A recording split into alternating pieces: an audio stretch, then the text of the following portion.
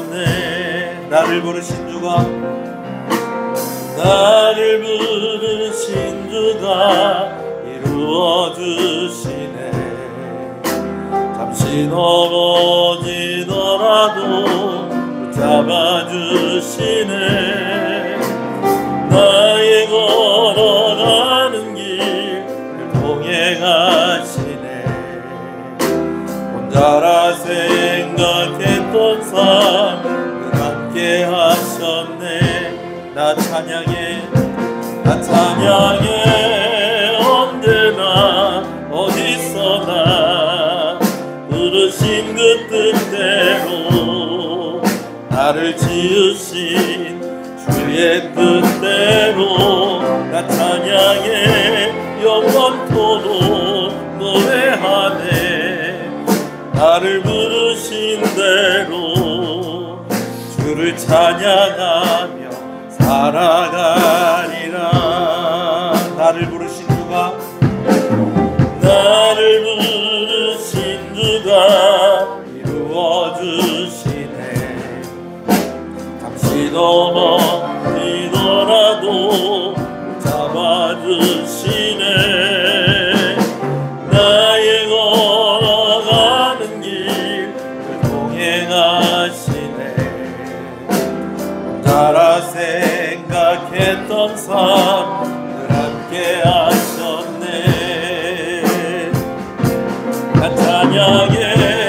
언제나 어디서나 부르신 그 뜻대로, 나를 지으신 주의 뜻대로 나 찬양해. 영원토록 노래하네.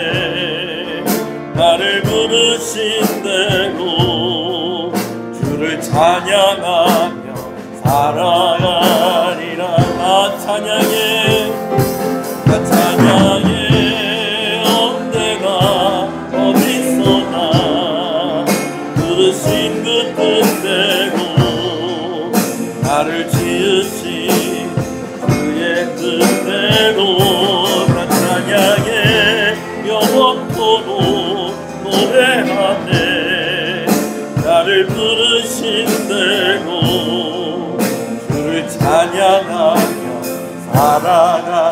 나 찬양해, 나 찬양해. 언제나 어디서나 부르신 그 뜻대로, 나를 지으신 주의 뜻대로 나 찬양해. 영원토록 노래하네. 나를 부르신 대로 주를 찬양하며 살아가리라. 할렐루야. 우리 함께 일어나셔서 기도하시면서 하나님의 예배로 더욱 나아가겠습니다.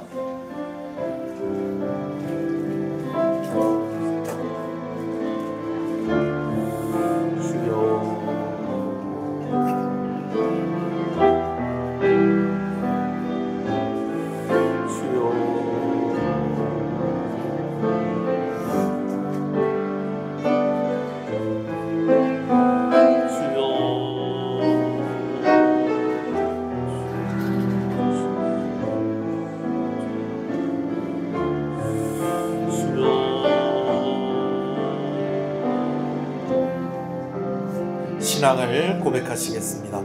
전능하사 천지를 만드신 하나님 아버지를 내가 믿사오며 그 외아들 우리 주 예수 그리스도를 믿사오니 이는 성령으로 잉태하사 동정녀 마리아에게 나시고 본디오 빌라도에게 고난을 받으사 십자가에 못 박혀 죽으시고 장사한 지 사흘 만에 죽은 자 가운데서 다시 살아나시며 하늘에 오르사 전능하신 하나님 우편에 앉아 계시다가 저리로서 산자와 죽은 자를 심판으로 오시리라. 성령을 믿사오며 거룩한 공예와 성도가 서로 교통하는 것과 죄를 사해 주시는 것과 몸이 다시 사는 것과 영원히 사는 것을 믿사옵나이다. 아멘. 88장 찬송입니다.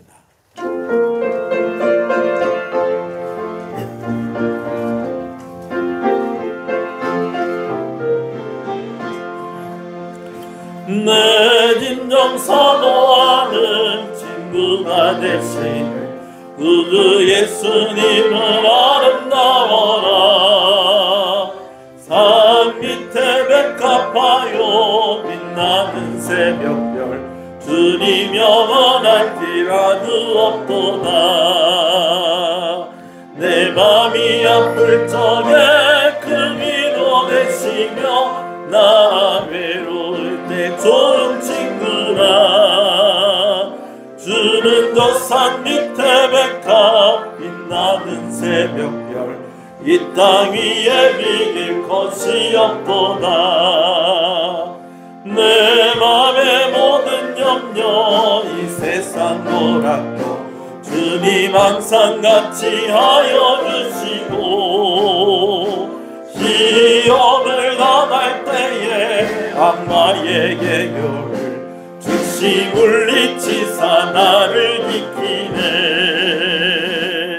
온 세상 날 버려도 그 예수 안 버려 끝까지 나를 돌아보시니.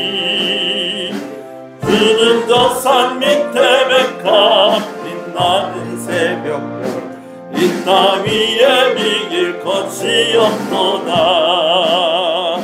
내 맘을 다하여서 주님을 따르며 길이 길이 나를 사랑하리니. 물불이 두렵지 않고 장건도 겁없네. 주는 높은 산성 내 방패시라. 내 영혼 먹이시는 그 은혜 누리고 나 친히 그를 뵙기 원하네. 주는 저 산 밑에 백합 빛나는 새벽별 이 땅 위에 비길 것이 없도다.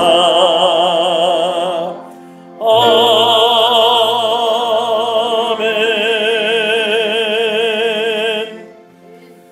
요한계시록 21장 말씀입니다. 또 내가 새 하늘과 새 땅을 보니 또 내가 봄에 거룩한 성 새 예루살렘이 하나님께로부터 하늘에서 내려오니 내가 들으니 보좌에서 큰 음성이 나서 이르되 하나님이 그들과 함께 계시리니 그들은 하나님의 백성이 되고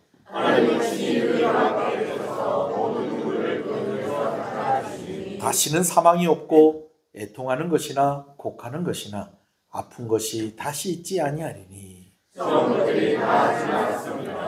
보좌에 앉으신 이가 이르시되 아멘. 앉으시겠습니다. 임실만 장로님 기도 인도하십니다.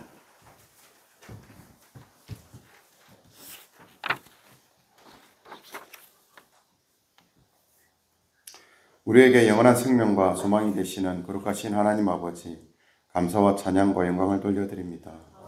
오늘도 아름다운 봄날 허락하여 주시고 사랑하는 신의 가족들을 한자리에 불러 모이게 하시고 하나님께 감사함으로 예배드릴 수 있도록 인도해 주시니 감사드립니다. 주님, 오늘도 저희들을 거룩한 예배자로 부르셨사오니 우리의 마음을 주장하여 주셔서 온전히 하나님만 바라보며 주님께 더 가까이 나아가는 귀한 은혜의 시간 되도록 인도하여 주시옵소서. 이 시간도 예배 가운데 임재하시는 주님을 만나게 하시고 믿음으로 찬양하며 하나님께로 한 걸음 더 나아가는 귀한 은혜의 시간 되게 인도하여 주시옵소서. 이 시간도 성령님께서 충만히 임재하여 주셔서 우리의 어그러지고 굽은 마음을 바로 세워 일으켜 주시옵소서. 거룩하신 하나님 아버지, 이 시간도 우리의 삶을 돌아보며 주님 앞에 나아갑니다. 주님의 크신 사랑에도 불구하고 그 은혜를 기억하지 못하고 살아왔던 지난 날들의 모습들을 고백합니다. 우리의 나약함과 교만과 불순종으로 하나님 마음에 합한 삶을 살지 못하였던 우리의 연약한 모습들을 이 시간 회개합니다. 연약한 저희들을 긍휼히 여기시사 우리의 죄와 허물들을 용서하여 주시옵소서. 주님, 이 시간 우리의 심령 깊은 곳까지 자리 잡고 있는 죄악의 쓴뿌리를 제거하여 주시사 우리의 생각과 우리의 마음이 오직 주님만을 향할 수 있도록 은혜로 이끌어 주시옵소서. 은혜로우신 하나님 아버지, 주의 몸된 교회를 지금까지 지켜주시고 인도해 주심을 감사드립니다. 주님, 우리 교회가 이 통영의 구원의 빛이 되게 하여 주시옵소서. 우리 교회가 반석 위에 날마다 든든히 세워지게 하시고 복음을 전하는 사명을 잘 감당하는 교회가 되게 하여 주시옵소서. 영적으로 어두워져가는 이 땅에 복음의 등불을 밝히는 교회가 되게 하여 주시옵소서. 하나님의 뜻이 교회를 통하여 이루어지게 하시고 우리의 모든 삶 속에서 주님의 영광을 드러내고 어느 곳에 가든지 선한 영향력을 끼칠 수 있는 주님의 사랑을 실천하는 교회가 되게 하여 주시옵소서. 우리의 힘과 능력 되신 하나님 아버지, 이 시간 예배드리는 성도들의 삶을 위하여 기도드립니다. 우리 성도들의 가정과 직장과 사업장에 축복하여 주시옵소서. 건강과 능력과 지혜를 부어 주시옵소서. 성도들이 소원하는 모든 기도 제목들마다 응답의 역사가 일어나게 하여 주시옵소서. 힘들고 어려운 가운데서도 가장 좋은 길로 인도하시는 하나님을 신뢰하며 하루하루를 전진해 나가는 굳세 믿음을 허락하여 주시옵소서. 우리 모든 성도들 가정에 하나님께서 인도하시는 형통의 길을 열어 주시옵소서. 주님, 이 시간 말씀 선포하기 위해 세우신 목사님을 기억하여 주시옵소서. 성령님께서 함께 하시사 은혜를 다하여 주옵시고 능력의 말씀을 전할 수 있도록 붙잡아 주시옵소서. 우리가 말씀을 듣고 험난한 이 세상을 살아갈 동안 넘어지지 않고 믿음의 뿌리가 굳건해지도록 역사하여 주시옵소서. 이 시간도 우리를 말씀으로 무장시키시고 성령의 능력으로 덧입혀 주시옵소서. 주님, 이 시간도 정성껏 준비한 성가대 찬양을 기쁘게 받아 주시옵소서. 사랑의 주님, 저희 자녀들이 새학기가 시작되었습니다. 주의 자녀들을 축복하여 주시옵소서. 좋은 선생님과 좋은 친구들을 만나게 하시고 함께 즐거운 학업생활을 잘할 수 있도록 인도하여 주시옵소서.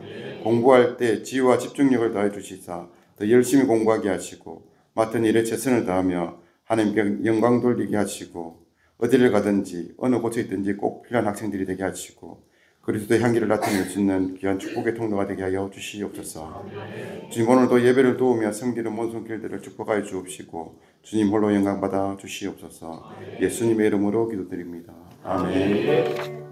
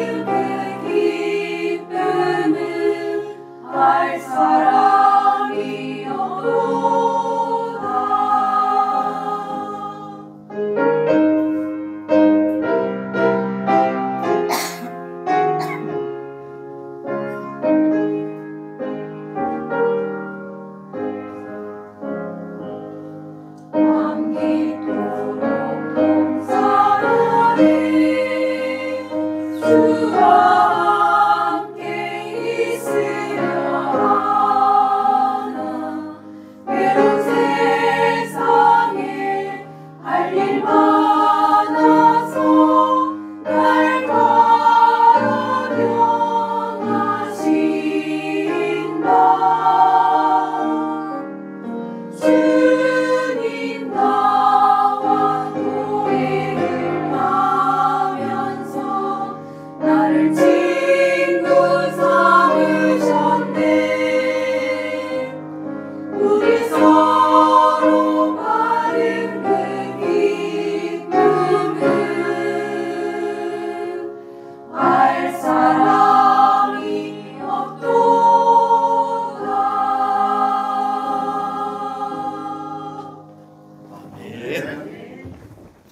왕이신 나 내가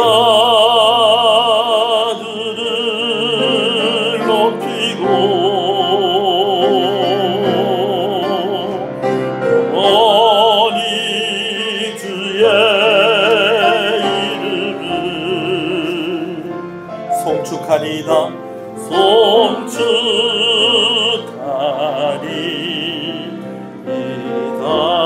왕이신 나의 하나님, 왕이신 나의 하나님, 내가 주를 높이고 영원히 그의 이름을 송축하리. 우리 한 번 더 소리를 높여서 왕이신 나의 하나님, 왕이신 나의 하나님, 내가 주를 높이고 영원히 주의 이름을 영원히 주의 이름을 송축하리이다. 영원히 주의 이름을 영원히 주의 이름을 송축하리이다.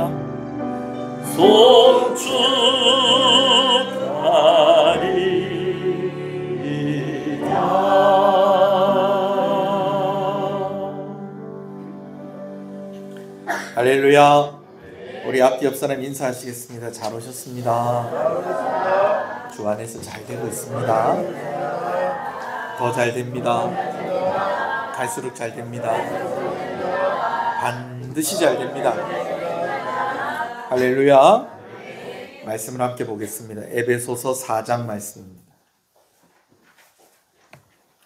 에베소서 4장 25절에서 32절 말씀을 함께 읽겠습니다. 에베소서 4장 25절에서 32절입니다. 함께 읽습니다. 그런즉 거짓을 버리고 각각 그 이웃과 더불어 분을 내어도 죄를 짓지 말며 해가 지도록 분을 품지 말고 마귀에게 틈을 주지 말라. 도둑질하는 자는 다시 도둑질하지 말고 돌이켜 가난한 자에게 구제할 수 있도록 자기 손으로 수고하여 선한 일을 하라. 무릇 더러운 말은 너희 입 밖에도 내지 말고 오직 덕을 세우는 데 소용되는 대로 선한 말을 하여 듣는 자들에게 은혜를 끼치게 하라. 하나님의 성령을 근심하게 하지 말라. 그 안에서 너희가 구원의 날까지 인치심을 받았느니라. 너희는 모든 악독과 노함과 분냄과 떠드는 것과 비방하는 것을 모든 악의와 함께 버리고 서로 친절하게 하며 불쌍히 여기며 서로 용서하기를 하나님이 그리스도 안에서 너희를 용서하심과 같이 하라. 아멘. 할렐루야. 지난주에 거짓을 버리고 참된 것을 말하라. 분을 내어도 죄를 짓지 말고 해가 지도록 분을 품지 말라. 그런 말씀을 나누었죠. 그 말씀을 나누면서 우리가 이런 말씀을 해석하고 적용할 때에 주의할 점이 있다라고 했습니다. 제가 지난주하고는 조금 말을 좀 틀리게 조금 변화를 줘서 좀 이야기를 드리면 이렇게 해라, 이렇게 하지 마라 라고 하는 그런 말씀이 나올 때에 이 말씀을 문자적으로 그리고 형식적으로 그리고 율법적으로 해석하고 적용하지 않도록 주의해야 합니다. 첫 번째로 문자적으로 해석하고 적용하는 것을 주의하라라는 것은 말씀이 그렇게 기록이 딱 된 대로 딱 그렇게만 하고 그리고 말씀이 기록된 대로 딱 그렇게만 하지 않으면 이 말씀이 나에게 요구하는 것들에 대해서 나는 그 책임을 다 했다. 여러분 그렇게 생각하면 안 된다는 거죠. 말 그대로 거짓말만 하지 않으면 되는 것 아니냐. 그러니까 나는 내 할 것은 다 했다 라고 그렇게 해석을 하고 그렇게 적용을 하는 것을 문자적인 적용이다, 그렇게 이야기할 수가 있겠습니다. 심지어 십계명에 거짓 증거하지 말라라는 것은 사실은 그 원래의 제일 첫 번째 의미가 재판석상에서 위증을 함으로 인해서 다른 사람이 해를 당하지 않도록 하라라는 그런 말씀이니까, 뭐 내가 재판에 나가서 이야기할 일이 있을 때 그때만 거짓말 안 하면 되는 거 아니냐, 요렇게 딱 해석을 하고 그렇게 적용을 한다든지, 여러분 그러면 안 된다는 거죠. 또 마땅히 해야 할 일인데 내가 그거 하겠다고 얘기를 하지 않았기 때문에, 내가 그거 하지 않았다고 해서 나에게 책임이 있거나 잘못이 있는 건 아니다. 왜? 거짓말하지는 않았기 때문에 그런 것 아니냐. 여러분 이렇게 적용을 해도 안 된다는 거죠. 또 남에게 상처 주는 말을 해놓고서 실컷 그냥 다른 사람이 막 그 말을 듣고 상처를 받았는데 뭐라고 그러는 거예요? 이게 무엇은 아니지 않느냐? 거짓말은 아니지 않느냐? 여러분 이렇게 하면 안 된다는 거예요. 조금 더 영역을 좀 넓혀서 조금 더 넓게 우리가 우리의 삶에 말씀을 좀 적용할 필요가 있습니다. 여러분 그러다 보니까요, 또 우리는 생각보다 거짓말로부터 자유롭기가 어렵다는 거예요. 물론 우리가 남에게 피해 주지 않으려고 그렇게 애를 쓰고 그렇게 삽니다마는, 실제로 우리가 그렇게 이야기를 해버리면 그 말이 무엇이 될 수 있다는 거예요? 거짓말이 될 수 있다는 거예요. 왜? 우리는 경쟁 사회에 살고 있기 때문에. 나는 평생을 살면서 남에게 해코지하거나 남에게 피해 준 일이 없습니다. 그렇지만 경쟁 사회에 살고 있기 때문에 뭔가 내가 살아가기 위해서 다른 사람들을 밀어내고 또 다른 사람들을 이렇게 함께 하지 못하는 그런 한계가 우리 가운데 분명히 있다라는 것입니다. 또 약속을 할 때는 뭐였다는 거예요? 진심이었다는 거예요. 근데 진심이었던 그 약속이 여전히 진심이지만 내 힘이 모자라고 내 의지에 한계가 있기 때문에 그것이 뭐가 될 수도 있다는 거예요. 거짓말이 될 수도 있다는 것입니다. 남편들은 아내에게 대부분 다 거짓말쟁이죠. 나하고 결혼하면 손에 물 한 방울 안 묻히게 해줄게 그래 놓고서 맨날 손이 물에 담가져 있고 막 그렇죠. 그렇게 이야기할 때는 뭐였다는 거예요? 진심이었어요. 고생 안 시키겠다 이겁니다. 근데 실컷 결혼해서 보니까 뭐 하고 있습니까? 아내가 고생하고 있죠. 누구 때문에? 나 때문에. 부인들도 마찬가지고요. 자녀들에게 부모가 약속을 하죠. 너 부족함이 없이 네가 하고 싶으면 내가 다 할 수 있게 해줄게. 여러분 부모가 이렇게 이야기했던 그게 뭡니까? 진심이에요. 근데 힘이 모자라고 의지가 약하고 그러다 보니까 이게 거짓말이 되기도 하고 환경이 또 그렇게 만드는 경우도 있다라는 것입니다. 그렇죠. 이번 주에 제가 느낀 것은 기억의 한계 때문에 우리가 또 거짓말을 할 수도 있다라는 그런 생각을 해봅니다. 어떤 영상을 하나 봤는데 무슨 영상을 봤냐면 우리가 당연히 그런 장면이라고 생각했던 그런 장면이 영화나 드라마 속에 없다는 거예요. 근데 대부분의 사람들은 다 그 장면이 있을 거라고 생각하고 그런 대사가 있을 거라고 생각하고 그런 가운데 이런 음악이 나왔을 거라고 그렇게 생각하는 것이 있다라는 거예요. 예를 들면 여러분 잘생긴 배우 중에서 조인성이라는 배우 아시죠? 이 조인성이라는 배우가 옛날에 발리에서 생긴 일인가 뭐 그 드라마 속에서 이렇게 울었던 장면이 있대요. 주먹을 입에다가 놓고 이렇게 울었던 장면이 있다는 거예요. 그래가지고 사람들이 이 조인성 배우를 방송에 나오거나 뭐 어디서 뭐 만나거나 그러면 그거 한번 재연을 좀 해달라 그렇게 이야기를 하는데 여러분 그랬던 적이 없답니다. 그런 장면이 없대요 여러분. 근데 저는요 그걸 알고 있어요. 뭐냐면 다른 드라마에서 조인성하고 지진이라는 배우가 있었는데 이 지진이라는 배우 아시죠? 잘생긴 사람. 옛날에 그 장금이 그 이렇게 옆에서 따라다니면서 도와주었던 그 배우가 주먹에다 이렇게 입에다 주먹을 이렇게 울었던 장면을 제가 너무 인상 깊게 봤는데 그때 같이 나왔던 배우가 누구예요? 조인성이에요. 아마 그걸 좀 헷갈려서 그랬던 건 아닌가. 그래서 자기가 그랬대요. 나 그런 장면 찍은 적이 없다. 그 드라마를 아무리 봐도 진짜로 없답니다. 근데 사람들 생각은 뭐라는 거예요? 그 장면이 있다고 생각을 한다는 거예요. 예. 여러분, 가만히 생각을 해보니까 그래요. 제가 지난주에 뷔페 식당에서 있었던 이야기 해줬죠. 예. 집게 얘기. 제가 집게를 벌리지 않고 뭐는 했다고요? 랩을 이렇게 거두기는 했다는 거예요. 근데 가만히 생각을 해보니까 제가 이게 설교란 게 유튜브에 올라가 있잖아요. 그죠? 근데 만약에 그분이 제 설교를 보면서 이런 생각이 들 수도 있어요. 아닌데 분명히 집게 벌리는 거 봤는데 근데 제 기억에는 안 벌렸다니까요. 제 기억에는. 그리고 또 이렇게 가만히 생각해 보니까 이분이 제가 이렇게 집게를 놔뒀을 때 그 집게를 가지고 가서 이렇게 오므리가 맞는데 저를 쳐다본 걸로 제가 기억을 하는데 안 쳐다봤을 수도 있겠다. 내 기억하고 사실하고 다를 수도 있겠다. 그런데 결국은 누가 이깁니까?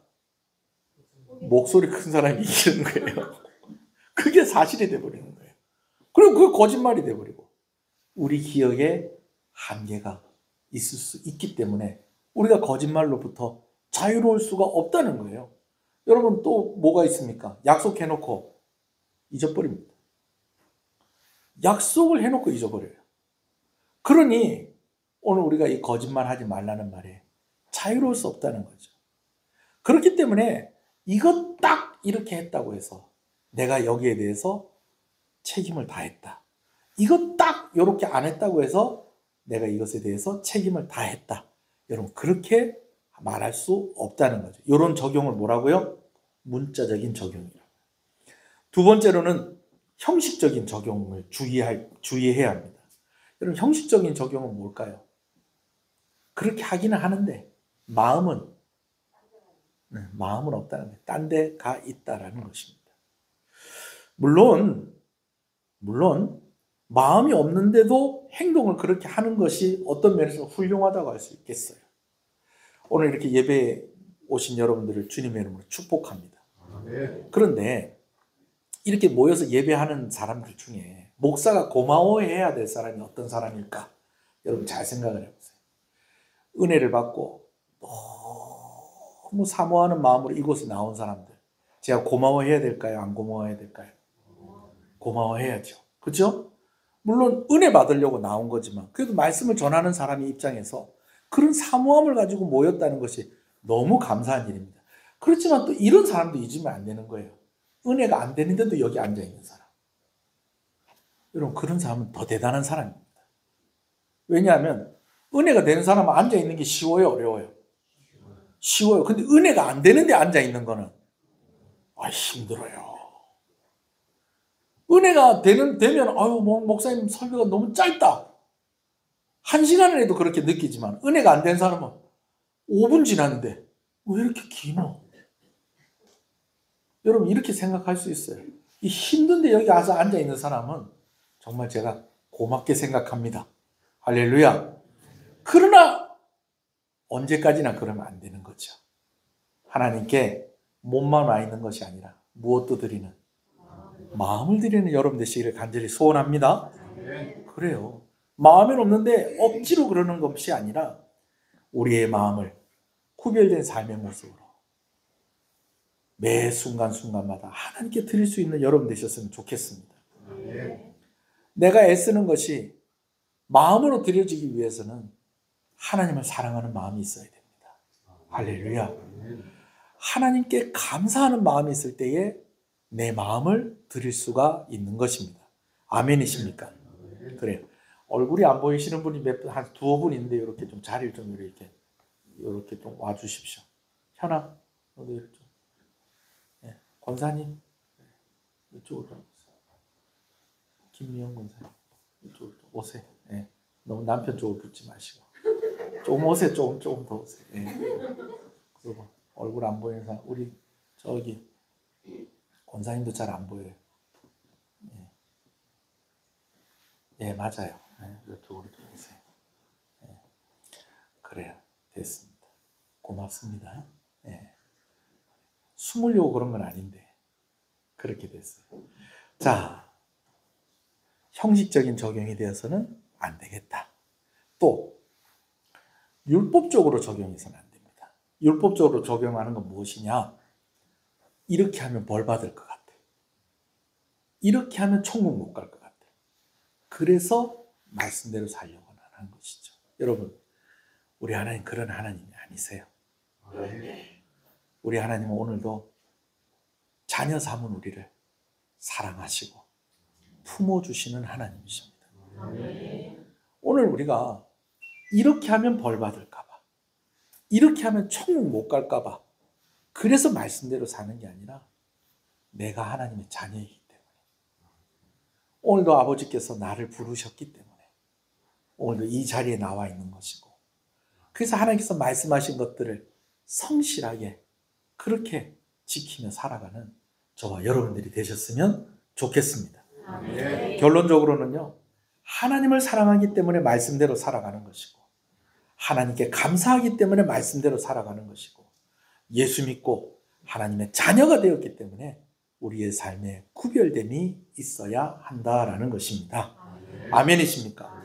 그래서요, 오늘 말씀을 이렇게 볼 때, 이런 말씀이 나올 때에 우리가 좀 이렇게 적용을 하는 것도 유익함이 있어요. 어떻게 적용을 하냐면, 이거 하지 마라라는 것이 아니라 이거 하지 않는 사람이 되는 것. 이렇게 하는 해라라는 것이 아니라 이렇게 하는 사람이 되는 것. 무슨 얘기인지 아시겠습니까? 오늘 하나님께서 거짓을 버리고 참된 것을 말하라. 그러면 거짓말 안 해야지. 여기서 머무는 것이 아니라 거짓말 안 하는 사람이 되어야 되겠다. 분을 내어도 그것이 죄가 되지 않도록 하라. 그렇지. 분이 나더라도, 화가 나더라도 그게 죄가 되지 않도록 해야지. 여러분, 그런 수준에 머무는 것이 아니라 화가 나더라도 죄로 연결되지 않도록 하는 성도가 되어야 되겠다. 그런 사람이 되어야 되겠다. 여러분, 하나님이 요구하시는 것이 바로 그런 것입니다. 오늘 말씀도 이렇게 해석하고 좀 적용을 했으면 좋겠어요. 원래는 28절과 29절 말씀을 보려고 했는데 오늘 한 절만 보겠습니다. 28절 말씀 같이 한번 읽어볼까요? 시작. 도둑질하는 자는 다시 도둑질하지 말고 돌이켜 가난한 자에게 구제할 수 있도록 자기 손으로 수고하여 선한 일을 하라. 한 번 더 읽을게요. 도둑질하는 자는 다시 도둑질하지 말고 돌이켜 가난한 자에게 구제할 수 있도록 자기 손으로 수고하여 선한 일을 하라. 아멘. 자, 여러분, 오늘 이 말씀이 우리에게 필요한 말씀일까요? 자, 제가 질문해 볼게요. 대답 잘 하셔야 됩니다. 자, 여러분, 혹시 여기서 취미가 도둑질이신 분 계세요? 목사님, 저는 취미로 도둑질을 좀 합니다. 네. 목사님, 저는 식당 가가지고 포크 훔쳐오는 게 제 취미입니다. 아니죠? 네. 뭐 롯데리아가 나오고 그래요. 혹시 직업이 도둑이신 분 계세요? 혹시 여기 직업이 도둑이신 분? 자, 나는 특기가 도둑질입니다. 목사님, 저는 열쇠 없이도 문 잘 땁니다. 저는 진짜 안주머니에 있는 것도 잘 빼냅니다. 저는 제 특기입니다. 혹시 그런 분들 계세요? 아니면 도둑질이 습관이신 분? 나도 모르게 이걸 가지고 왔네. 집에 와서 보면 그냥 무엇이 많이 주머니에 들어가 있는 거예요. 누가 준 것도 아닌데 가지고 오면 안 되는데. 습관이 그런 분 혹시 계세요? 제가 볼 땐 그런 사람 없는 것 같아요. 근데 왜 이 말씀을 주셨을까요? 아하, 이 말씀을 받는 에베소 교인들이 문제가 있었구나. 에베소 교인들이 쫙 뭐만 모였다?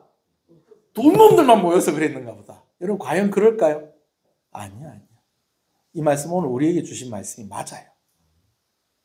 근데 이 말씀 어떻게 해석하면 안 된다? 단순하게 도둑질하지 말라라는 말로만 해석하면 안 되고, 뭐 하는 사람이 되지 말자.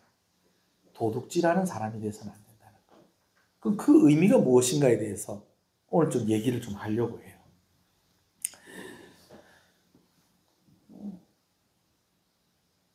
오늘도 한번 뭐 지난주처럼 뭐 그렇게 한번 얘기를 한번 해볼까요? 이것도 도둑질이고 저것도 도둑질이고 이것도 도둑질이고 저것도 도둑질이고.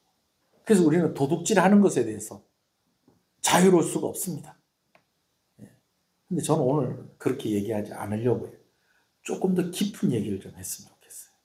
뭐냐면요, 예수님 믿는 것 때문에 나는 어디까지 결단하고, 예수님 믿는 것 때문에 나는 어디까지 실행을 하고 있고, 예수님 믿는 것 때문에 나는 어디까지 손해를 볼 수 있느냐. 목사님, 도둑질에 대한 이야기 아닙니까? 아니에요. 오늘 본문은 이 질문을 우리에게 하고 있어요. 난 예수님 때문에 어떤 일까지 할 수 있는가? 난 도둑질을 해요, 예수님 때문에. 하지 말라니까, 도둑질. 말씀에 너무 집중을 해서 저를. 난 예수님 때문에 어디까지 결정할 수 있고, 어떤 결정을 할 수 있고, 난 어떻게 실행할 수 있고, 난 예수님 때문에 어디까지 손해를 볼 수 있겠는가? 여러분 어떻습니까? 예수 믿기 전에는 별로 마음에 걸리거나 부끄럽지 않은 일들이 예수 믿고 나니까 마음에 걸리고 부끄러워지는 그런 일들 혹시 없습니까? 근데 그것이 또 내 직업과 관련이 돼 있는 거예요.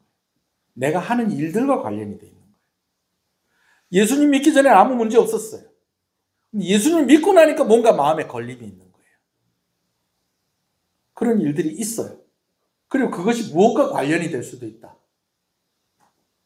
내가 먹고 사는 그 직업과 관련이 될 수도 있다라는 것이죠. 내가 하는 일이 범죄와 관련된 일이에요. 여러분 그러면 어떻게 해야 될까요? 이건 당연히 고민할 것도 없습니다. 고민하면 안 됩니다. 내가 하는 일이 범죄와 관련돼 있어. 근데 내가 예수님을 믿게 됐어. 그럼 이제 어떻게 해야 돼요? 그 일에서 손을 떼야 됩니다, 여러분. 손을 떼야 돼요. 이런 경우도 있어요. 원래 범죄와 관련된 일이 아니에요. 근데 일을 하다가 보니까 이건 정말 하나님이 기뻐하시는 일이 아닌 거예요. 예를 들면 옛날에 민주화 운동이 한창일 때예요. 데모를 하거나 민주화 운동하다가 잡혀가는 사람이 있고 또 그 사람을 고문하는 사람들이 있었다는 거예요. 근데 어느 날 이 고문을 당하는 사람이 어느 날 보니까 실컷 이제 자기가 고문을 당하고 또 자기를 고문하는 사람들이 있고 하는 거 아니에요. 그죠?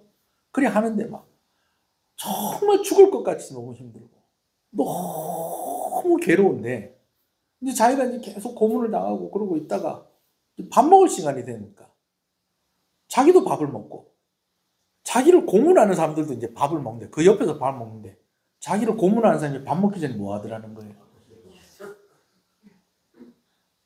기도를 하는 거예요. 근데 자기도 교회를 다니고 그럼 저 사람이 기도하고 밥을 먹으면 저 사람도 뭐 하는 사람이라는 거예요? 그런 경우는 어떻게 해야 될까요?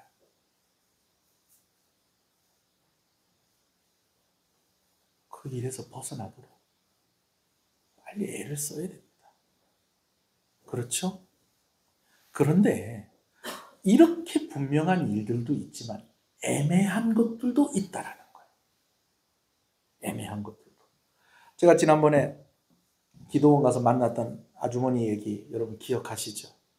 제가 고등학교 때 재수하고 이제 시험 치고 이제 기도원에 갔는데 아주머니가 이렇게 젊었을 때부터 예수 믿으면 어떡해 불쌍해서. 아니 젊었을 때부터 예수 믿는 게 왜 불쌍해요? 나이트클럽 캬바레 가가지고 다른 남자 손잡고 춤추고 이런 게 얼마나 재밌는데 이 젊었을 때부터 이렇게 예수님 믿으면 그런 재미도 하나도 모르고 살 거 아니야. 어디 온 사람이 그런 얘기를 하더라고요? 기도원에 온 사람이 저한테 그 얘기를 하더라고요. 그래서 그 아주머니한테 얘기를 들어보니까 하는 얘기가 원래 포장마차 같은 데서 우동 파시는 아줌마, 김밥하고 우동 이런 거 팔고 그랬는데 그것만 해가지고 돈이 좀 안 되니까는 김밥하고 우동 옆에다가 소주병을 쭉 이렇게 줄을 세워놨더니 김밥하고 우동 먹으러 온 사람이 모두 사더라. 술도 사더라는 거야. 그래가지고 술을 이렇게 파니까는 우동하고 김밥 파는 것보다 그게 돈이 더 되는 거예요. 근데 문제는 그렇게 해갖고 돈을 좀 벌었다 싶으니까 몸이 어떤 거예요? 시름 아프더니 병원에 갔더니 이유도 모르겠고 치료를 어떻게 할 수도 없고, 그러니까 나중에는 병원에서 의사도 가끔 이런 경우가 있대. 그런 경우에 기도원에 좀 가보시죠. 교회를 좀 다녀보시는 거 어떻습니까? 이런 의사들도 있답니다. 그래 누가 또 얘기를 하길래 이불 보따리를 짊어지고 기도원에 가가지고 한 5일 금식을 하니까 몸이 아픈 것이 병이 나았어요. 그럼 밑에 내려가가지고 이제 어떻게 해야 돼요? 우동하고 김밥만 열심히 팔아야 될 건데 또 돈이 또 좀 아쉬우니까 또 뭐를 또 줄을 세워놓고 소주병을 줄을 쫙 세워놓으니까 또 돈은 되는데 또 몸은 아프고, 그래가지고 또 이제 기도원 가가지고 또 5일 또 금식하면 또 몸이 또 낫고, 또 그래갖고 또 내려와가지고 또 우동하고 김밥만 팔면 될 건데 또 아쉬우니까 또 뭘 줄을 세우고 소주병을 줄을 쫙 세우고, 그래갖고 또 기도원 오고, 그래 한 4번째 온 게 저를 만난 거예요.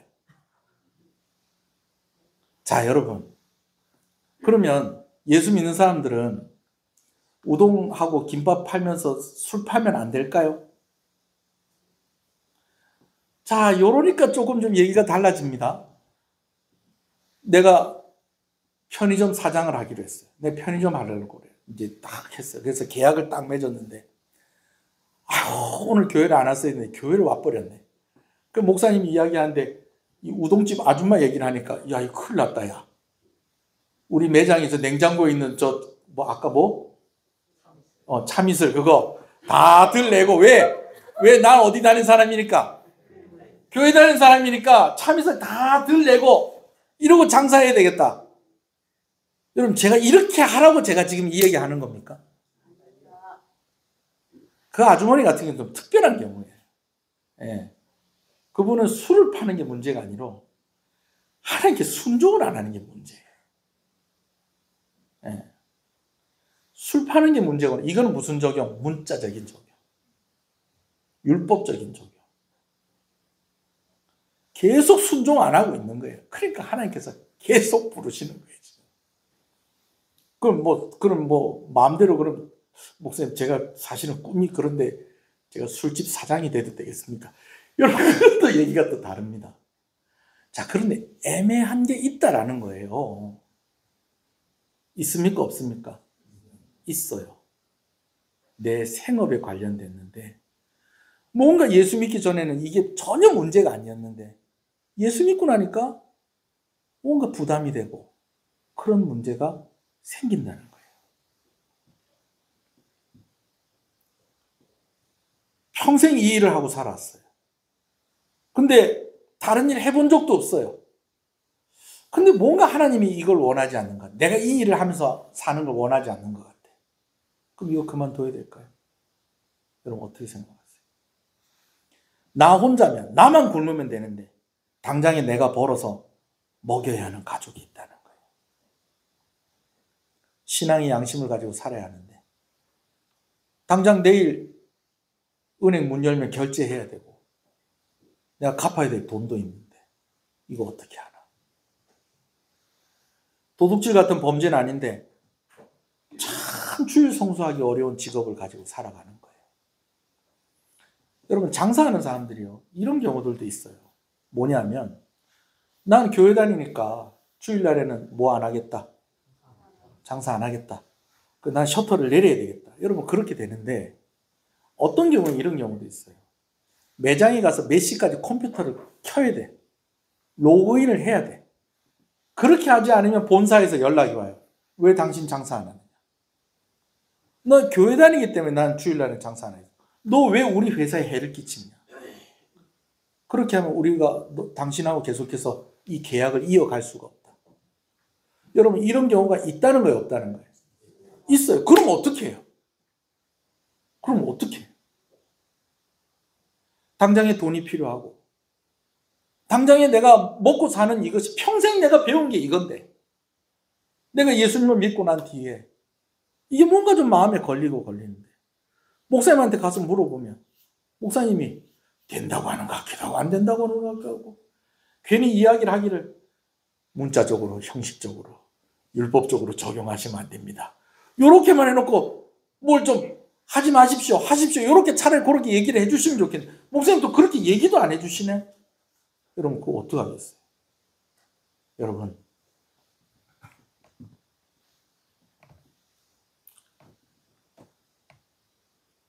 제가 이런 여러 경우들을 이야기하는 것은 정죄하거나 이런 마음을 어렵게 하기 위해서 그러는 게 아니에요.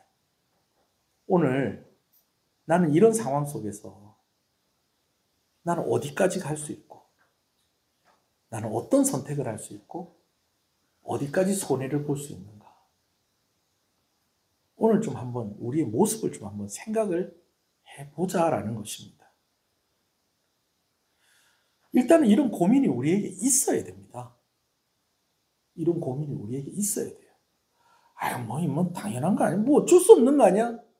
여러분, 너무 이렇게 지나가도 안 돼요. 하나님, 늘 제가 부족하고 연약하고 제가 이렇습니다.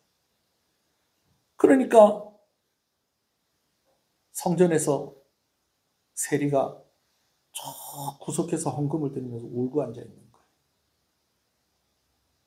근데 바리새인은 하늘을 쳐다보면서 하나님, 저는 저 세리와 같지 않게 해주셔서 감사합니다. 근데 주님은 뭐라고 얘기하세요? 누가 더 낫다고 얘기를 하세요? 울고 있는 세리가 더 낫다고 그렇게 얘기를 하시잖아요. 오늘 내가 이렇게 살아가고 있는데 내가 교회 다닐 자격이 없는 것 같습니다. 그 얘기를 하는 것이 아닙니다, 여러분. 오늘 내가 나의 방향이, 나의 눈이, 나의 시선이, 나의 마음이 오늘 하나님을 향해 있느냐라는 것입니다. 도둑질하던 자는 이제 그 일을 멈추고 자기 손으로 일해서 다른 사람들을 도와줄 수 있는 그런 삶을 사십시오. 단순히 도둑질하지 말라는 것이 아니라 이제는 예수님을 믿는다고 한다면 오늘 당신의 삶의 방향이 이제는 기존에 살았던 그 방향이 아니라 기존에 목표했던 방향이 아니라 누구에게로? 예수님에게로, 하나님에게로 향해야 한다는 말씀이 오늘 이 말씀인 것입니다. 할렐루야. 누가복음 19장에 아주 유명한 사람의 이야기가 있습니다. 예수님께서 여리고성을 지나가실 때였습니다. 삭개오라는 사람이 있었어요. 이 삭개오라는 사람에 대해서 세 가지 설명이 되어져 있는 것을 봅니다. 첫 번째는 그는 세리장이었다는 거예요. 세리 가운데서도 장이었다는 거예요. 그리고 그는 부자였다는 거예요. 그리고 그는 키가 작은 사람이었다라는 것입니다. 단지 이렇게 설명을 하고 있는데 사람들은 그에 대해서 또 막 여러 가지 상상을 덧붙여서 삭개오의 모습을 그립니다. 삭개오는 키가 작은 것에 대해서 컴플렉스가 있었을 것이다. 그리고 그것 때문에 사람들한테 따돌림을 당하고 무시를 당하고 그래서 그는 많은 상처를 받았을 것이다. 여러분, 왜 키 작은 사람들이 무시당하고 상처받는다고 생각하세요? 제가 어렸을 때는, 제가 중고등학교 다닐 때는 키 작은 사람들이 다 인기가 좋았습니다. 가수도 박남정이가 인기가 좋았고요. 영화배우도 장국영이나 뭐 그런 사람들처럼 좀 조그만한 사람들, 전용록 이런 사람들이 인기가 좋았어요. 이야, 그때 생각나십니까? 오히려 키 크고 막 이런 사람들 뭐라고 그러냐? 멀대. 멀대라고 그러고 싱겁다 그러고 아까 누가 뭐 심심하다 그러니까 소금을 좀 드시라고 그러고 오히려 키 큰 사람들만 멀대 막 싱거운 사람들 막 이렇게 얘기하고 오히려 조그만 사람들이 또 인기 좋고 그랬다니까요. 근데 삭개오에게 막 이렇게 살을 막 붙였어요. 막. 근데 뭐 전혀 근거가 없진 않을 거예요. 왜냐하면 물론 이제 설교자나 또 작가들의 상상력이 덧붙여진 경우도 있겠지만 이 초대교회 성도들이 삭개오에 대해서 알고 있는 사람이 있었을 거 아니에요. 그들의 말이 또 전달되고 물론 거기에 덧붙여진 살이 있겠지만 그렇게 된 것이 있겠지만 그러나 일단 우리가 그런 것들 좀 내려놓고 요 사실만 보자고요. 삭개오는 일단은 뭐 하는 사람이다? 세리장이고 또 어떤 사람이다? 부자고 또 어떤 사람이다? 키가 작은 사람이었다. 근데 그가 여리고에 살고 있었는데 그 여리고에 누가 지나가셨다는 거예요? 예수님이 지나가시는데 삭개오가 그 얘기를 들은 거예요. 그래서 나도 예수님을 한번 만나봐야 되겠다. 그래서 예수님을 만나러 갔는데 이미 사람들이 예수님을 다 둘러싸고 있으니까 예수님 얼굴도 볼 수가 없는 거야. 그래서 삭개오가 이제 어디에 올라간 겁니까? 뽕나무 위에 올라간 것입니다. 그래서 이 뽕나무가 우리나라 뽕나무하고는 다른 또 무슨 나무다 무슨 나무, 여러분 그게 그렇게 중요한 얘기는 아니에요. 그런데 자 보세요. 제가 뽕나무 위에 올라가면 사람들이 뭐라고 그럴까요? 나무 뿌라집니다. 그렇게 얘기할 거예요. 그죠? 그게 나올 줄 알았어요. 괜찮아요. 근데 삭개오가 올라가면 사람들이 뭐라고 그랬어요? 아이고 저 키가 작아서 올라갔구나. 그런데 그런 이야기들을 감수하고 누구를 보겠다고? 예수님 얼굴 한번 보겠다고. 예수님이 어떤 분인가 너무 궁금해서 나무 위에 올라갔어요. 근데 예수님께서 그를 주목해서 보시더니 놀랍게도 삭개오의 이름을 아시는 거예요. 그랬더니 예수님이 삭개오에게 뭐라고 얘기하시냐면, 삭개오야 이제 내려오너라. 내가 오늘 너희 집에 가야 되겠다. 여러분 애들끼리 친하면요, 오늘 우리 집 갈래? 그래서 막 가고 그렇게 합니다. 근데 예수님이 그때 당시에 세리장이었던 삭개오에게 이렇게 이야기하는 건요, 사람들이 깜짝 놀랄 일입니다. 왜냐하면 이전에도 예수님이 세리나 죄인들을 만나주시고 그들과 함께 식사도 하시고 그러기는 하셨어요. 그러나 그의 집에 갔다. 이건 진짜 정말 놀라운 일이에요. 왜냐하면 사람들이 다 세리를 좋아했다는 거예요? 싫어했다는 거예요? 싫어했어요. 싫어하는 이유가 두 가지입니다. 세금 걷어가지고 누구한테 갖다 바치냐면 로마에게 갖다 바치는 거예요. 유대인들의 세금을 걷어서 로마에게 바친다. 여러분 이건 뭡니까? 앞잡이. 무슨 앞잡이? 로마의 앞잡이. 나라 팔아먹는 사람. 그런데다가 이때 당시 로마 사람들이 어떤 방법으로 이 세리들을 고용을 했냐면 1년 매달 혹은 1년 동안 거둘 세금을 딱 정해줘요. 어떤 지역에. 그렇게 해서 그 세금만 거두고 나면 나머지는 세리들이 알아서 하도록 하는 거예요. 대신에 월급이 없어. 그럼 자기가 먹고 살려면 어떻게 돼요? 로마에게 바쳐야 될 그거 다 거두고 난 뒤에 월급이 정해지지 않았으니까 받는 게 없으니까 어떻게 돼요? 사람들한테 그거 걷어가지고 누가 갖는 거예요? 자기가 갖는 거예요. 자, 그런데 이 사람이 세리장이면서 뭐였다고요? 부자였다. 그건 뭐를 의미하는 것일까요? 아주 악독하게, 아주 부지런히 세금을 걷었을 가능성이 높다라는 거예요. 거기다가 나중에 이 삭개오가 하는 이야기 중에 보면 어떤 얘기를 하냐면, 예수님과 함께 이제 집에 가니까 사람들이 이제 따라갔을 거 아니에요? 그러면서 이제 어떤 사람들은 막 그 얘기를 하는 거예요. 아니, 어떻게 예수님이 저런 사람이 집에 들어가서 저렇게 함께 할 수 있느냐. 그러면서 막 수근수근 하고 있는데 삭개오가 탁 일어나더니 사람들 앞에서, 예수님 앞에서 뭐라고 얘기하냐면, 예수님, 제가 가지고 있는 재산의 절반을 뚝 떼어서 누구에게 나눠주겠습니다. 가난한 사람에게 나눠주겠습니다. 그리고요, 제가 남에게 빼앗은 것이 있거든 그것을 4배로 갚아주겠습니다. 그렇게 이야기를 합니다. 자, 여러분, 남에게 손해를 끼쳤을 때에는요, 율법에 어떻게 돼 있냐면, 이 사람에게 100만 원 손해를 끼쳤잖아요. 그러면은 이 100만 원에 대한 손해를 보상을 하면서 5분의 1을 더해서 줍니다. 그러면 100만 원 손해를 끼쳤으면 얼마 주면 됩니까? 120만 원 주면 돼요. 근데 지금 삭개오는 100만 원 손해를 본 것이 있으면 얼마를 주겠다는 거예요? 400만 원 준다는 거예요. 여러분, 이런 경우가 어떤 경우냐면 도둑질했을 때. 그 사람의 것을 훔쳤을 때에 보상을 해줄 때는 어떻게 하냐? 100만 원 훔쳤으면 얼마? 400을 주는 거예요. 400을. 그럼 삭개오가 이렇게 얘기를 했다는 것은 뭐 했다는 거예요? 이때까지 도둑질 했다는 거예요. 도둑질. 그래서 왜 절반을 주고 절반을 왜 남겨놓느냐? 이거 다 갚아내려고. 그럼 결론적으로 뭘까요? 자기가 가지고 있는 모든 것들을 다 내놓고 누구 따라가겠다는 거예요? 예수님 따라가겠다는 거예요. 그때 예수님께서 그를 칭찬하십니다. 이 사람도 아브라함의 자손이다. 말씀을 한번 볼까요? 제가 찬송가 밑에 누가복음 19장 말씀을 제가 인쇄를 해놨습니다. 8절부터 10절까지 한번 읽어보겠습니다. 그 앞까지는 다 알 거고요. 7절부터 읽어볼까요? 시작. 뭇사람이 보고 수군거리에 이르되 저가 죄인의 집에 유하러 들어갔도다 하더라. 삭개오가 서서 여짜오되 주여 보시옵소서, 내 소유의 절반을 가난한 자들에게 주겠사오며 만일 누구의 것을 속여 빼앗은 일이 있으면 네 갑절이나 갚겠나이다. 예수께서 이르시되 오늘 구원이 이 집에 이르렀으니 이 사람도 아브라함의 자손이니라. 인자가 온 것은 잃어버린 자를 찾아 구원하려 함이니라.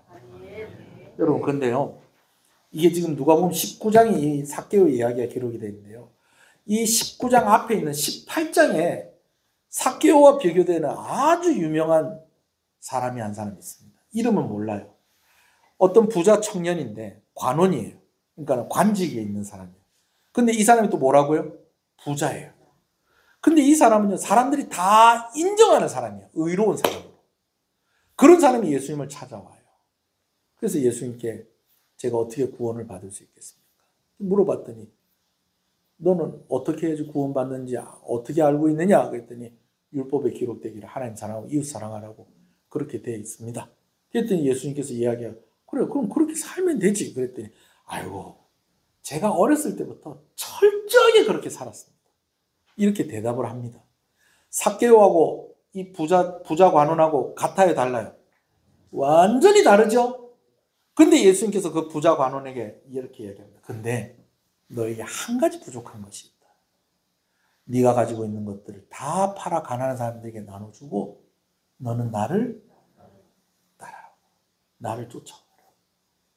그랬더니 이 부자 관원이 근심하며 돌아서서 갑니다. 그 부자 청년이 다시 돌아왔다고 하는 사람도 있고 안 돌아왔다고 하는 사람들도 있습니다. 예수님의 제자 중에 한 명일 것이다라고 추정을 하는 사람들도 있어요. 그런데 그는 근심하면서 갑니다. 다 팔아 가난한 사람에게 주고 너는 나를 쫓아라. 갔어요.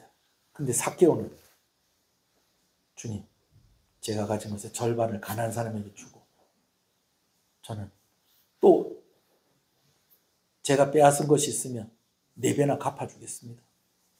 여러분, 그랬다는 것은 삭개오는 뭐 하겠다는 거예요? 주님을 따르겠다는 것입니다. 오늘 말씀과 삭개오의 고백을 한번 같이 한번 읽어볼게요. 28절, 에베소서 4장 28절 있습니다. 시작. 도둑질하는 자는 다시 도둑질하지 말고 돌이켜 가난한 자에게, 누구에게요? 가난한 자에게 구제할 수 있도록 자기 손으로 수고하여 선한 일을 하라. 한 번 더 읽어볼게요. 28절 시작. 다시 도둑질하지 말고 돌이켜 가난한 자에게 구제할 수 있도록 자기 손으로 수고하여 선한 일을 하라. 자, 8절. 누가복음 19장 8절입니다. 시작. 삭개오가 서서 주께 여짜오되 주여 보시옵소서, 내 소유의 절반을 가난한 자들에게 주겠사오며 만일 누구의 것을 속여. 내용이 어떻습니까? 같은 내용이에요. 삭개오가 삶의 방향이 달라졌어요. 그가 상처가 있었고 콤플렉스가 있었고 그건 모르겠어요. 그러나 예수님 만나기 전에는 그의 목적은 무엇이었냐면 사람들에게 무시당하지 않고 뭐 많이 버는 사람, 돈 많이 버는 사람. 저는 여러분들이 경제적으로도 자유로운 여러분들이 되셨으면 좋겠습니다. 나이 들었을 때에 병원 가는 것에 있어서 고민하지 않고 또 아이들에게 용돈 주고 싶을 때 용돈 줄 수 있는 그런 노년을 지내시기를 여러분 소원합니다. 지금도 여러분들이 정말 마음껏 교회를 섬길 수 있고 마음껏 좀 도와주고 싶은 사람 도와줄 수 있는 그런 여러분들이 되셨으면 좋겠습니다. 할렐루야. 저는 우리 교회도 좀 그랬으면 좋겠어요. 이번 주에 제가 제 아내와 함께 해외에 잠깐 갔다 옵니다. 갔다 오는데 뭐 이렇게 뭐 어디 가자 그러면 뭐가 들어가요? 돈 들어가잖아요. 그럼 고민이 되잖아요. 고민이 되는데 갈까 말까 그러는데 이번에 어떤 분이 이렇게 탁 나서서 우리 교회에서 많이 후원을 하고 또 제가 또 여러 교회 후원을 이렇게 받아가지고 목사님들이 한 3분의 1 정도 비용만 마련해 주시면 같이 갈 수 있도록 애를 쓰겠습니다. 그렇게 해서 진짜 저하고 제 아내하고 제주도 가는 비용 정도밖에 안 되는 그 비용으로 베트남에 몇 박 며칠이면 가면서 될까요? 5박 5일? 하여튼 4박 화요일 날 갔다가 토요일 날 온다니까요. 하여튼 그렇게 일정으로 제가 갔다 옵니다. 근데 그런 거예요. 저희 장로님들하고 얘기했어요. 장로님들, 우리 다음엔 우리 교회가 좀 이렇게 좀 어려운 목사님들 모시고 좀 이렇게 갈 수 있는 좀 실력을 갖추고 좀 그런 교회가 됐으면 좋겠습니다. 우리 장로님 또 얼마나 또 아멘을 잘 하십니까? 그러면 좋겠어요. 예. 그냥 얻어먹지 말고 좀 사고 좀. 예? 그래 하면 좋겠어요. 여러분들도, 우리 교회도. 자, 그러나 그것만이 목표가 되면 안 되죠. 경제적으로 자유로워졌으면 좋겠습니다. 여러분 잘 사시면 좋겠어요. 제가 누누이 얘기하지 않습니까? 좀 좋은 차 좀 타고 다니시고, 좋은 집에 사시고, 화장실도 막 2칸, 3칸 있는 그런 집 좀. 집이 아파트인데 막 골목이 있고, 막 집 안에 골목이 있고, 막 정원이 있고, 막 그런 집이 있습니다, 여러분. 그래요. 그렇게 하시면 좋겠어요. 근데 너무 세상 사람들하고 똑같은 그런 목적과 가치관으로 살아가는 것이 아니라 이제는 바라보는 방향이 달라진 거예요.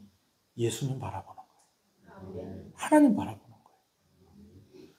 도둑질하는 사람의 목적이 뭐겠어요? 도둑질해서 부자 되는 거죠. 근데 이제 도둑질 안 하겠다는 거예요. 왜?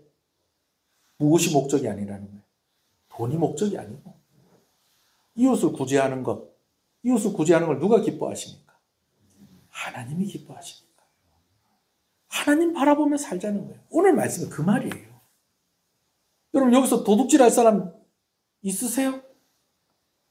아이고 어쩌다 보니까 실수로 내가 우산 안 갖고 왔는데 비가 오니까는 무심코 식당에서 우산 쓰고 왔는데 보니까 내 우산이 아니야.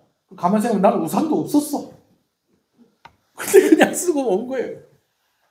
여러분 이런 거 하지 말라는 얘기가 아니고요. 뭐 그런 거 해도 안 되겠지만 도둑질 안 하는 게 아니라 오늘 우리의 삶이, 오늘 우리의 정체성이 달라져야 한다는 거예요. 예수 믿는 사람. 그러나 우리는 이 부분에 있어서 또 우리의 연약함을 생각하지 않을 수가 없습니다. 마땅히 정리해야 될 삶인데 정리하지 못하는 거예요. 마땅히 내려놔야 되는데 내려놓지 못하는 거예요. 그래서 우리는 늘 주님께 면목이 없죠. 근데 참 위로가 되는 것은 어떤 사람은 그런 얘기도 해요. 그래도 삭개오가 뽕나무 위에 올라가는 열심은 있지 않았느냐. 그래요. 뽕나무 위에 올라가는 열심이 있었죠. 그렇지만 이미 그가 올라가기 전에 예수님께서 그의 이름을 아셨어요. 그리고 그가 예수님께 요구하기 전에 예수님께서 오늘 내가 너희 집에 가서 너희 집에 가야 되겠다. 너희 집에 유해야 되겠다. 그렇게 말씀을 하셨다는 거예요. 오늘 우리가 네 발로 교회에 온 것 같지만 오늘 하나님이 우리를 부르셨어요. 할렐루야. 오늘 정말 은혜가 필요한 사람이 우리들이 맞지만 오늘 하나님께서 그 은혜를 이미 예비해 두시고 우리를 구원하시기를 예정하시고 그 구원의 계획을 가지시고 그 아들을 보내셨고 그 아들 예수 그리스도는 우리를 위해서 피 흘려 고난을 당하시고 십자가에 죽으심으로 우리의 죄를 대속하셨고 그리고 성령 하나님께서 오늘도 우리와 함께 하시면서 우리가 교회의 한 지체로서 예수님과 한 몸 된 자들로서 살아갈 수 있도록 우리를 돕고 계신다는 것입니다. 할렐루야. 이렇게 안 하면 천국 못 갈까 봐, 이렇게 안 하면 벌 받을까 봐가 아니라 하나님이 나에게 이런 은혜를 주셨기 때문에 오늘 우리의 삶의 방향이 이제는 정해져야 되는데 누구를 향해서? 예수님을 향해 정해져야 한다는 것입니다. 어디까지 왔는지는 각자가 다 다를 것입니다.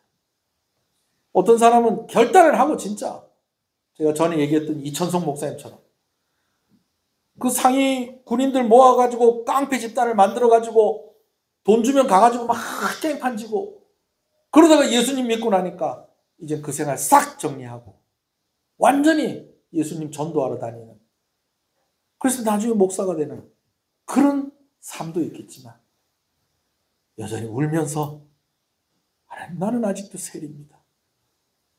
나는 아직도 하나님 앞에 죄인입니다. 라고 하는 그런 사람들도 있을 수 있다라는 것입니다. 그래서 저는 여러분들을 정죄하고 싶지 않습니다. 어떤 교회는 가니까 새벽에도 예배를 드리는데 거기는 11시에 예배를 드리는 거예요. 왜 11시에 예배를 드리느냐? 그 동네가 업소가 많은 거예요. 술집이 많은 거예요. 근데 그 술집에서 술을 팔고 마감을 하고 난 뒤에 11시쯤 되면 집에 돌아가다가 교회 와서 기도하는 사람이 있는 거예요. 무슨 냄새를 풍기면서? 술 냄새를 풍기면서. 그런 사람들을 위해서 사역을 하는 교회도 있더라고요. 물론 그런 삶을 좀 빨리 정리를 해야 되겠지만 우리 각자의 형편이 다 있는 거예요. 믿음의 분량이 있고 또 그렇게 계속 살아야 된다는 것도 아니에요. 그러나 다만 우리가 이것 하나만은 좀 분명하게 했으면 좋겠다는 거예요. 오늘 나의 방향이, 오늘 나의 시선이, 오늘 나의 결정이 어디를 향하고 있느냐 하는 것입니다. 우리 한번 기도하십시다.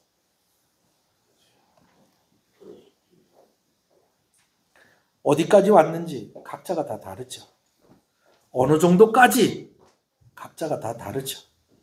그러나 방향만은 주님을 향해 있어야 합니다. 하나님께서 죄로 인해 죽을 수밖에 없는 저주 가운데 있는 우리 인생을 구원하실 계획을 가지시고 독생자 예수 그리스도를 우리를 위해 이 땅 가운데 보내주셨고 아들 예수 그리스도께서는 우리를 위해서 피 흘려 고난을 당하시고 죽으심으로 오늘 우리의 죄가 해결이 되었습니다. 성령 하나님께서 오늘도 우리와 함께 하시며 머리 대신 예수 그리스도와 한 몸 된 교회의 지체로 우리와 함께 하도록 그렇게 우리를 돕고 계십니다. 고민해야 됩니다. 근심하다 돌아가면 안 됩니다. 우리는 은혜로 말미암아 믿음으로 구원을 받은 사람들입니다. 그래서 구원받은 자들의 책임이 우리에게 있고 우리는 하나님을 아버지라고 부르는 하나님의 자녀이기 때문에 이전에 살던 그런 삶이 아니라 이제는 달라진 삶, 이전에 바라보았던 것을 바라보는 것이 아니라 이제는 하나님을 바라보고 주님을 바라보고 이전에는 세상의 것을 손잡고 살았다면 이제는 성령 하나님과 함께 동행하는 그러한 삶이 우리 가운데 되어져야 한다는 것이죠. 오늘 하나님께 은혜를 구하십시다. 하나님, 울며 성전에 와와 저 구석에서 흐느낄 수밖에 없었던 세리의 모습이 나의 모습입니다. 나를 불쌍히 여겨 주시옵소서. 내가 주를 위해서 더 분명하게 달라진 삶을 살 수 있도록 하나님 나와 함께하여 주시옵소서. 나의 연약함을, 나의 믿음 없음을 불쌍히 여겨 주시옵소서. 내가 뽕나무 위에 올라가기 전에, 내가 주님을 우리 집에 초청하기 전에 하나님께서 먼저 나의 이름을 아셨고 너는 나와 한 몸이다. 너는 교회의 지체다. 성령께서 오늘도 너와 나를 평강의 그 은혜로 나를 묶고 계신다 라고 말씀하셨던 그 하나님을 의지하며 나아갑니다. 나를 불쌍히 여겨 주시옵소서. 우리 한번 주님의 이름을 부르고 우리 한번 기도하겠습니다. 주여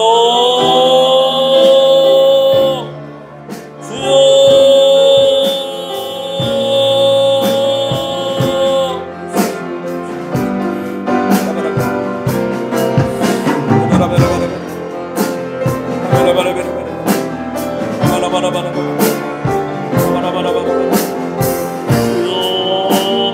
주여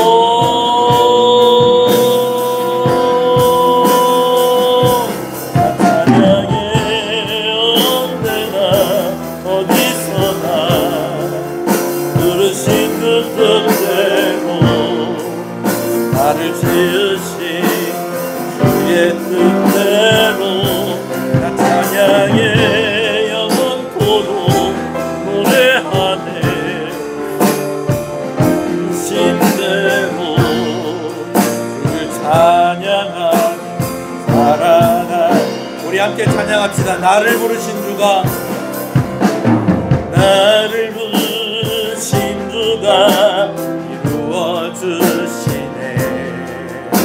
잠시 넘어지더라도 잡아주시네.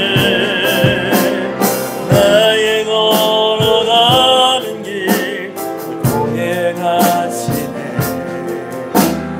나라 생각했던 삶 늘 함께 하셨네. 나를 부르신 주가 나를 부르신 주가 이루어 주시네. 잠시 넘어지더라도 잡아주시네. 나의 걸어가는 길 동행하시네.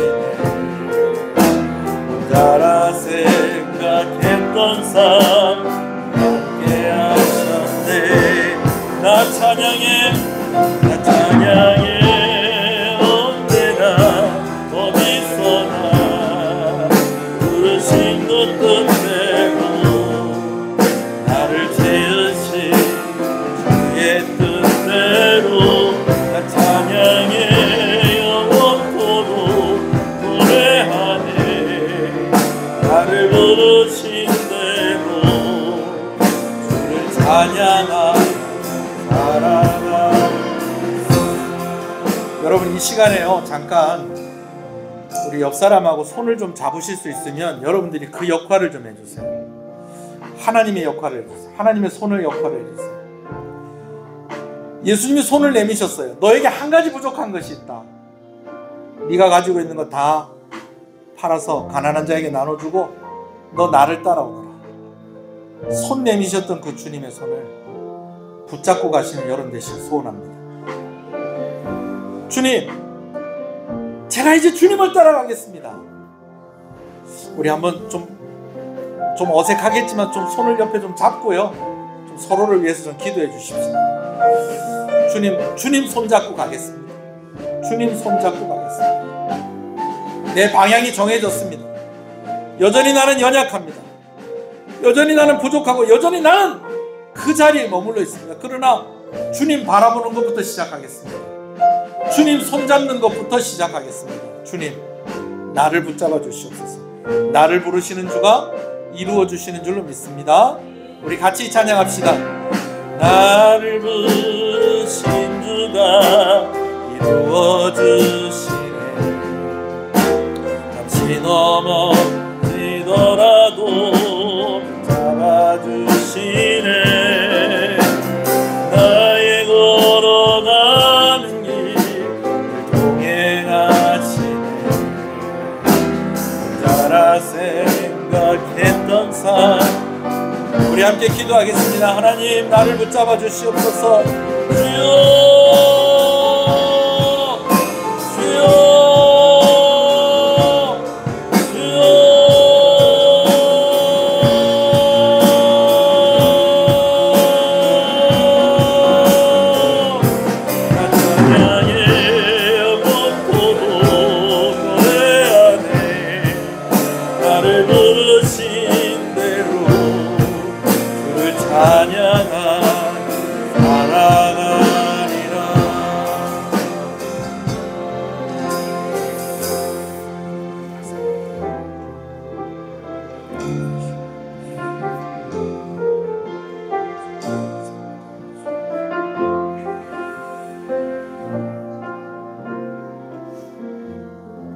기도하겠습니다. 나를 부르신 주가 이루어 주시는 줄로 믿습니다. 잠시 넘어지더라도 붙잡아 주시는 줄로 믿습니다.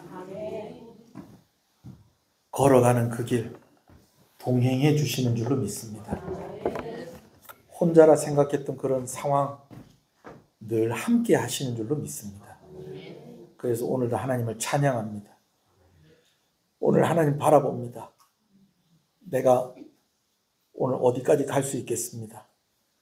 나는 그래도 여기까지는 왔습니다. 그렇게 말하는 것이 다 거짓말 같습니다. 그러나 그래도 하나님 바라보겠습니다. 그래도 포기하지 않겠습니다. 뒤돌아서지 않겠습니다. 주님 손 놓지 않겠습니다. 하나님 나를 부르신 대로 주님을 찬양하며 살겠습니다. 문자적으로, 형식적으로, 율법적으로가 아니라 하나님의 자녀로, 하나님의 백성으로, 예수님과 한 몸 된 지체 중 하나로 그렇게 살아가겠습니다.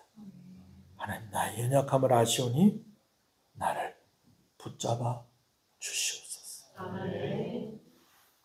하나님 감사합니다. 오늘 들은 말씀과 기도하며 결단한 대로 오늘 우리 가운데에 이루어 주실 하나님께서 은혜를 부어주시고 주의 성령으로 충만케 하여 주시옵소서. 주의 헌금으로 주정헌금으로 드립니다. 드리는 성필성필 주께서 기억하시고 하나님 경제적인 문제로 또 질병의 문제로 시험에 들거나 어렵지 않도록 하나님께서 살펴주시고 은혜 주시기를 간절히 소원합니다. 특별히 입원하여 있는 성도들, 또 치료 중에 있는 성도들, 또 치료 중에 있는 성도들의 가족들에게 은혜 주시기를 소원합니다. 내일 또 시아버지가 또 수술하는 일을 위해서 기도를 부탁한 귀한 집사님 가정을 주께서 기억하여 주시고 암세포가 완전히 떨어져 나가게 해주시고 재발하지 않도록 의사의 손길을 통해서 역사하시고 오늘 하나님께서 그 가정 가운데 긍휼을 베푸신 그것이 아버지는 이 가정이 온전히 하나님께 돌아올 수 있는 귀한 그 발걸음에 힘이 더해지는 귀한 역사가 되게 하여 주시옵소서. 11절 하나님께 드립니다. 하나님 감사합니다. 수고하고 애쓰고 땀 흘리게 하신 것 감사합니다. 그리고 거두게 하신 것을 감사합니다. 손길에 하나님께서 약속하신 대로 은혜를 부어주시고 복을 허락하여 주시옵소서. 주인임을 고백하였으니 주인이 책임져 주시고 하나님께서 부어주시고 채워주시옵소서. 성경금으로 드립니다. 귀한 선교사님들의 사역의 현장 가운데에 은혜가 넘치게 하시고 열매가 있게 하시고 이를 위해서 헌신하는 손길에 하나님 큰 은혜를 더하여 주셔서 선교에 동참하는 귀한 손길이 오니 하나님께서 복의 복을 더하여 주시옵소서. 건축원금으로 비전원금으로 하나님께 드립니다. 하나님 감사합니다. 온 가족이 또 작정하여서 또 이렇게 드리는 손길도 있고 또 자녀들의 이름으로 드리는 손길들이 있습니다. 하나님께서 모든 형편들과 상황을 아시는 하나님께서 더하여 주시는 복으로 생각지도 않았던 복으로 하나님 큰 은혜를 부어주시기를 간절히 소원하고 소원합니다. 하나님 감사합니다. 귀한 것 드립니다. 감사한 것으로 드립니다. 하나님 감사합니다. 하나님 은혜 감사합니다. 신학기가 되었습니다. 귀한 손길을 하나님께서 기억하여 주시고 오고 가는 발걸음에도 하나님께서 함께 하시고 피곤치 않게 하여 주시고 지혜를 주시고 즐거운 마음을 허락하여 주시고 감사가 있는 귀한 아버지 하나님 대학 생활이 될 수 있도록 은혜를 주시옵소서. 하나님의 크신 은혜 항상 감사합니다. 하나님 감사합니다. 모든 일에 감사합니다. 하나님 감사합니다. 특별히 늘 기도하는 우리 어머니 권사님을 주께서 기억하시고 하나님 이 가정 가운데 형통함과 또 믿음으로 하나됨과 예배를 사모하는 그 마음 허락하여 주셔서 기도에 응답받는 가정 되게 하여 주시옵소서. 감사함으로 드립니다. 하나님 감사합니다. 감사함으로 드립니다. 하나님 감사합니다. 귀한 아이가 이제 입학을 하게 되었는데 우리 지겸이 가운데 하나님께서 함께 해주시고 좋은 친구들을 붙여주시고 선생님에게 사랑받는 우리 귀한 지겸이가 되게 해주시고 학교로 오고 갈 때마다 안전하게 하나님께서 지켜주시옵소서. 범사에 감사합니다. 하나님 감사합니다. 하나님의 은혜에 항상 감사합니다. 하나님 감사합니다. 이 짧은 고백 속에 있는 그 고백을 하나님이 아시오 은혜를 주시옵소서. 감사함으로 드립니다. 하나님 감사합니다. 감사함으로 드립니다. 하나님 감사합니다. 아버지. 감사함으로 드립니다. 하나님 감사합니다. 범사에 감사합니다. 하나님 감사합니다. 생일을 감사해서 귀한 것 드립니다. 우리 임솔이 하나님께서 이 딸을 기억하여 주시옵소서. 이 딸이 가는 곳들마다 하나님의 예비하신 은혜와 복이 이 딸을 기다리게 하여 주시고 그 열매를 취하게 하여 주시옵소서. 하나님을 바라보며 하나님께 시선을 맞출 때에 주님께서 이 딸에게 늘 말씀하여 주시고 그 길을 열어주시고 은혜 주시기를 간절히 소원하고 소원합니다. 생일을 감사해서 정혜영 권사님 귀한 것 드립니다. 하늘 권사님의 삶 가운데 하나님께서 역사하시고 은혜를 부어주시기를 간절히 소원합니다. 맡은 일들 잘 감당할 수 있도록 건강하게 해주시옵시고 늘 밝은 마음, 늘 밝은 목소리로 다른 사람들에게 선한 영향력을 끼치고 은혜를 흘려보낼 수 있는 아버지는 주의 성령으로 충만한 우리 권사님 되게 하여 주시옵소서. 기도하는 제목에 응답하여 주시옵소서. 하나님 감사합니다. 조민재 생일을 감사해서 귀한 것 드립니다. 하나님 귀한 손주를 위해서 드리는 손길이오니 하나님께서 함께하여 주시옵소서. 주 안에서 건강하고 지혜롭게 자라가기를 소원합니다. 어디를 가거나 사랑받는 아이가 되게 하여 주시옵소서. 믿음의 사람들을 붙여 주시옵소서. 아버지 하나님, 할머니 할아버지가 기도할 때에 이 아이에게 참으로 아버지 하나님 생각지도 않은 은혜들이 있게 하여 주시옵시고 하나님의 보호하심과 은총 가운데에 잘 자라는 행복한 아이가 되게 하여 주시옵소서. 예배를 섬기는 여러 손길들을 주께서 기억하여 주시옵소서. 예배당을 청소하고 식사로 대접하고 각 기관이 임력원으로 구역장으로 교사로 차량을 운행하는 이로 반주자로 성가대로 또 아버지 하나님 여러 모양으로 땀 흘리며 애쓰며 젖은 손으로 섬기며 아버지 하나님께 영광을 돌리는 손길에 큰 복을 허락하여 주시옵소서. 직분자들이 온전히 그 직분을 잘 감당할 수 있게 하여 주시옵소서. 감사가 넘치는 교회가 되게 하여 주시옵소서. 말씀이 왕노릇하는 교회가 되게 하여 주시옵소서. 아버지 함께 주와 함께 주를 바라보며 한 몸 된 교회가 되게 하시고 은혜가 시작되는 교회, 은혜가 베풀어지는 교회가 되게 하시고 예배에 감격이 있게 하여 주시고 말씀에 반응하는 성도들이 되게 하여 주시옵소서. 가정들마다 기도의 제목이 있는 줄 압니다. 어린 유아로부터 노년에 이르기까지 하나님께서 힘을 더하여 주시옵소서. 가장들에게, 어머니들에게, 아버지들에게 하나님께서 은혜를 주시고 자녀들에게 필요한 복을 허락하여 주시옵소서. 이 나라를 불쌍히 여겨 주시옵소서. 좋은 지도자가 세워지게 하여 주시옵소서. 아버지, 이 지역에 있는 교회들이 함께 자라가며 부흥하게 하여 주시옵시고 우리 교회가 그 사명을 또 잘 감당하는 교회가 되게 하여 주시옵소서. 내일 시차례로 모이는데 섬기는 손길 가운데 함께 하여 주시고 또 여행 중에 또 교회에 와서 또 기도하는 손길들, 발걸음들을 주께서 기억하여 주시옵시고 아버지 하나님 각자의 자리에 있을 때에도 기도가 끊어지지 아니하게 하여 주시고 은혜가 끊어지지 아니하는 귀한 한 주간 되게 하여 주시옵소서. 예수님 이름으로 기도합니다. 아멘. 지금은 우리 주 예수 그리스도의 은혜와 하나님 아버지의 사랑하심과 성령님의 감화감동, 위로 교통 충만하시는 역사가 이제로부터 영원토록 함께 있을지어다. 아멘.